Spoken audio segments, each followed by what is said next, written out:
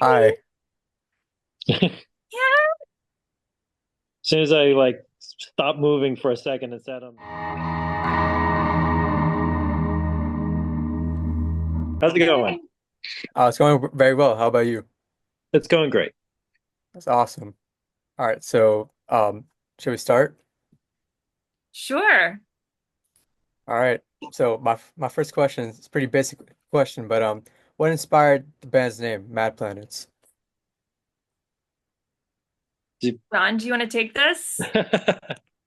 I mean, I remember it being coming from Eric. The only thing I know is that it comes from the video game, that there's an old arcade video game called Mad Planets, which especially once we got into a world of the internet, any search for Mad Planet certainly turned up the video game before us. But yeah, it was inspired by an old arcade game. That's very The, cool. the the funny there's like a funny addendum to that, which is that probably 6 or 7 years ago, so we owned the URL for a long time, madplanets.com, but we didn't have anything up there. And I got contacted by a gentleman who offered us money for the URL because his son is like one of the top performing Mad Planets players. So I guess his Mad Planets videos are like up on YouTube, and he wanted to buy this URL for his son.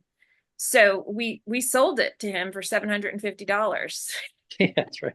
This All was right. before the Mad Planets revival, so we were just like, sure, we'll take it. Yeah, All Um, right, well, that's pretty interesting.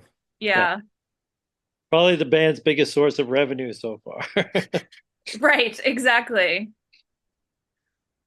So what's your fondest memory of recording or making the album or any song? Like the funniest or just something that you really remember? um, Tara, you go first. Well, I remember being at Spa Studios in New York, which is where we did our the first like four recorded songs. And I remember we went like in the off hours, we were in college and being there at like 1 or 2 in the morning and it was raining out. And there was kind of like a lounge you could walk through. And I just remember being like, this is the best. Like, we're up, it's New York City. We're like secretly in this studio just trying to make this music happen. And I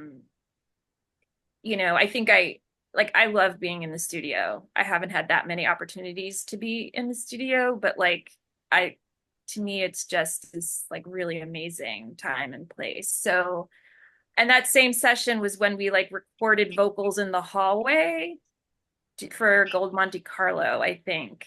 And Hillary screamed on it. I don't know if you remember that, John. Yep. So, I mean, my favorite memory, I don't know if it's my favorite, but I really have very like visceral, palpable memories of being young, being in New York, up late making music, like almost clandestinely because we were there when we weren't supposed to be. Yeah, I mean, it was very much a pre-Pro Tools time. And so, you needed to go to an actual studio. And luckily our friend Hillary was working at the studio that was owned by like Kathleen Turner's husband or whatever, Yes. or something like that. And so yeah, it was big reels of tape, and it was also yeah, I mean, like that was the only place you could do it.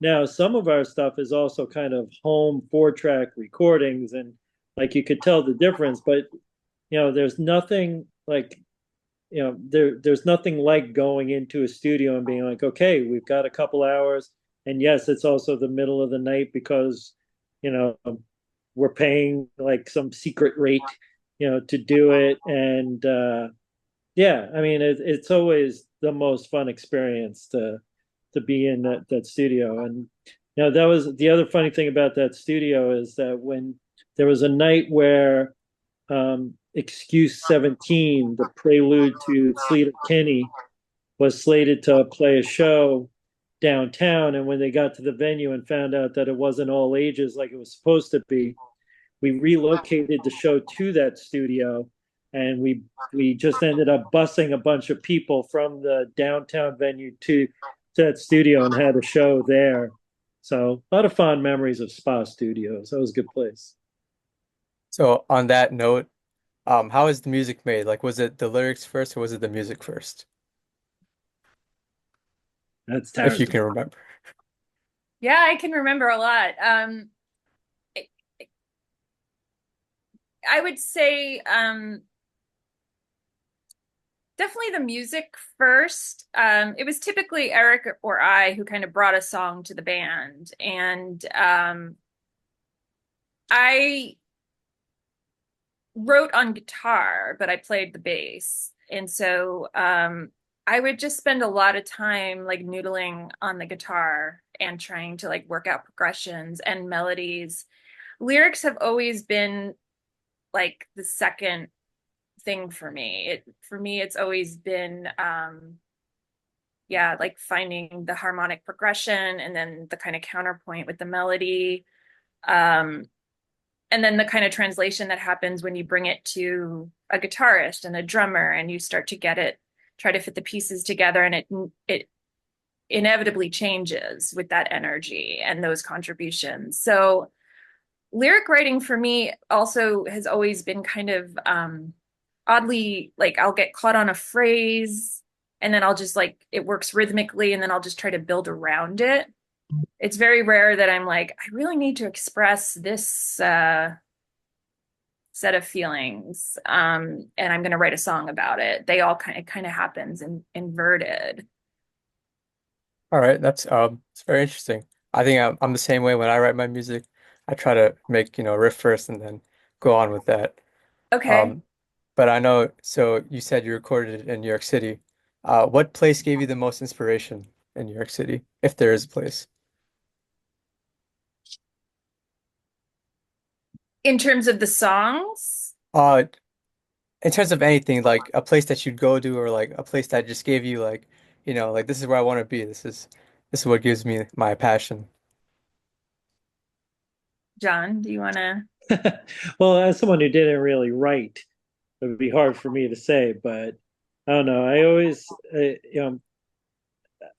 I know that it's kind of, I like to think that we fell into, kind of a subtle scene of influence by suburbia, but also, it's a combination of suburbia and books, probably mostly informed, the content of our songs, I would say.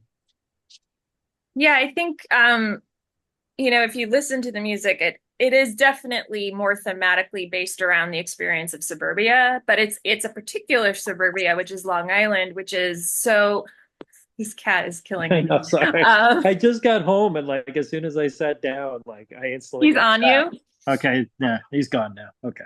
Aw. Um, growing up on Long Island, you definitely have this kind of relationship with New York City where, in high school, I went to tons of shows in New York and, you start taking the Long Island Railroad and, part of growing up in the 80s was kind of, and early 90s was just kind of mythologizing New York in certain ways. So I think there's this tension about um, you know, New York kind of looming but also being in these kind of middle class, sprawls of suburbia, down the street from a mall and trying to locate yourself kind of like culturally and musically and aesthetically and politically. And but I mean, we went to a lot of diners and a lot of Dunkin' Donuts. Yeah, definitely. I will So, say, like, we were, at least my memory is like, we were not this like crazy lifestyle, like, yeah, books and late night coffee. And we were not like, let's go out and like party. And I mean, we were very kind of nerdy and just driving around a lot, sitting in diner booths, hanging out. Sometimes that's how Having, that needs to be, you know. Yeah. That's I mean, it was a so, college band. I mean, we met yeah, in, at the same college and, out in Stony Brook. And so it was kind of, that was the world that we lived in was, again, not in the city, slightly detached and also somewhat academic. yeah. Although we played a ton of gigs in the city. That Yeah. was, I mean, as one would from Long Island. Yeah. but that's also what's interesting is like we were like based in Stony Brook, but we would just like drive into New York on like a Thursday night to play like at the Continental or something, and then go to class the next morning. Uh, Yeah. and so speaking about gigs, what concert have you played that was the most like astonishing to you? Like this many people came out to see you. wow. Just Yeah. or like if there was any concert where like the crowd was crazy, anything like that. I don't know about, I mean, nothing. I won't say that anything is memorable from like crowd like size, right? Can't Yeah, we never necessarily really. say that, but I mean, just the fact that it was fun to be able to play either like a place in the city or you play in like a living room in some other college, or you would play like you know, a bar on Long Island for, that was easy because like all your friends, right? So like if in the college, if we played in the city, some people would make the trek in to do it. But if we were playing like in close to the school or at the school, then a lot of friends would show up, and that was always, Yeah. those were good for that reason. Or like, you could be playing, what was it, the Elvis Room up in New Oh my Hampshire, God. where Yes. you're like literally playing in a storefront and people walking by on the sidewalk behind you. So, I mean, I don't know if any one stands out, but just the diversity of gigs kind of sticks with me. Also, All we right. did play on a boat Yes, we did play on a boat. at the Wow, That's right. Frying okay. In the Pan. Yeah, Um, I don't know if that still exists in New York, but it was like it a, does. It's it still around. does. Yeah. I mean, that was pretty wild. Where yeah, it was like an indie pop showcase or something, and we played on a boat, and that was pretty cool. And yeah, when we were at Stony Brook, there was like a bar on campus called The Spot, right? Is that, and we played shows there. That was kind of like our home, and like bands came out there to play. Yeah. Like Tullycraft came, and like Pound Sign. These are all other bands of like the indie pop era. My favorite, Our Friends, played there quite a bit. So, um, but we were never like the openers for. I mean, we did open for Slater Kinney in Yeah. Philadelphia. Um, so, but yeah, we were never Oh, like on tour with another bigger band where suddenly we're like, at Giant Stadium. Like, well, how did this happen? still very cool though. Like on a boat, that's very It was unique. it was wild. Yeah. I just remember it was a real pain though, hauling gear because it was in the bottom of the boat Yes. and bringing like all the gear down there. And I remember like, all the doorways are kind of those hatches and hitting my head constantly on like every single hatch while I was loading and unloading. But otherwise, it was pretty memorable. All right. And so my last question is, I know the album came out like 25 years ago. How does it make you feel when bands like Julie, which are new and upcoming bands, they mention you as one of their influences? How does that make you feel? Like, did you ever think back then that something that we're making right now would influence other bands in the future? Definitely not at the time. No, don't think that at all. And it's, yeah, no, but I think it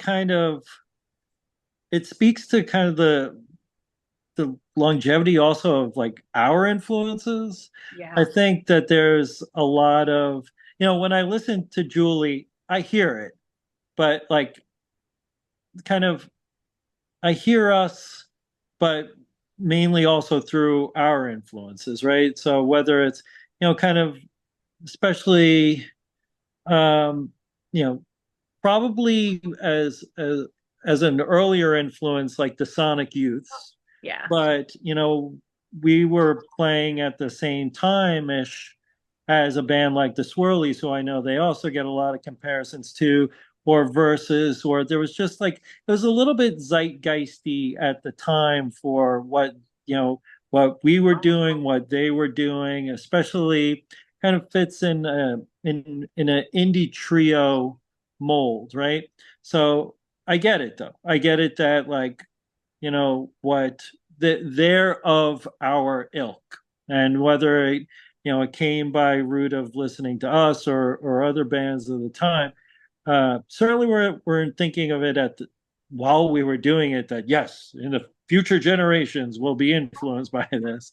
But I'm really thrilled to see the success, not even, I mean, I'm very happy for Julie, but like just for the genre at all to be Yeah. still appreciated. Yeah, that's All right. really true. Um, I would just add that I think it's totally amazing Yeah, it is. because I mean, again, like just our we were part of such a small scene and very obscure. But we also put our hearts into it and for the time that we did it. And so I think the most gratifying thing for me is just that, the songs seem to have now found their way like into a kind of historical place and even influencing now. And like they kind of have a life. Like they're not going to disappear. And I mean, I think lots of small bands, particularly pre-streaming, and Yes. you contend with the fact that like I did this thing in this part of my life, and I have this pile of cassettes, and maybe I'll give them to my kids. But like the fact that you know the music is alive and it has listeners, to me is just so gratifying, and I'm really grateful to Julie for like you know giving us a shout out. And you know it just means everything, I think, to have the songs start to mean things to a new generation, and that they're gonna have a spot. Like I found a tweet the other day, and this stuff freaks me out, where someone was like, my favorite bands are the Smiths, Mad Planets, and Radiohead. I'm like, what? How in that list? Yeah. So I agree with John about the genre thing, and that, like, but I also feel individually, like, Yeah. that there's something just really meaningful they're not, they haven't evaporated, that they can still mean something to people, and that's, I think, as a songwriter, like all I ever wanted. Um, Yeah. I think it was when we initially put this out, you were dependent on maybe a little bit of, you know, marketing from a label, but it was mostly word of mouth and probably the like zine community, a very, very analog zine community. And so, like, you could find your peers, you could find your tribe, but it was still pretty limited to, now it's like you get this, it gets put out in the world, it gets mentioned, and people can, check it out instantly. yeah, And, then it's because, does it stick with you? Yes or no? And or like we're finding that it's sticking. And it's really, it's just fascinating that, yeah, the ability to instantly sample something and be like either no, this isn't for me, or yes, it is for me, globally has been pretty amazing. And it's like, all right, great, these songs get a second life on the internet, and yeah. it's really great. that's why when we got on the call, I'm as curious about you because I'm like, who are these people listening to Mad Planet? Like, I'm just so curious about your generation of listeners and creators and the way that you're navigating and finding and cultivating your tastes and everything. So, it's just I think it's very much a two-way street in terms of like um just because you can also then meet people, Yeah. right? We would have to travel or send a zine or I mean, and there's a certain honestly, it was wonderful. And I think the bonds that we built in that analog world were really um sort of important and strong, but this has a just a different flexibility. All right, well, that's all the questions that I had. Thank you so much for, doing this interview. It's my first one, so it's very special to me.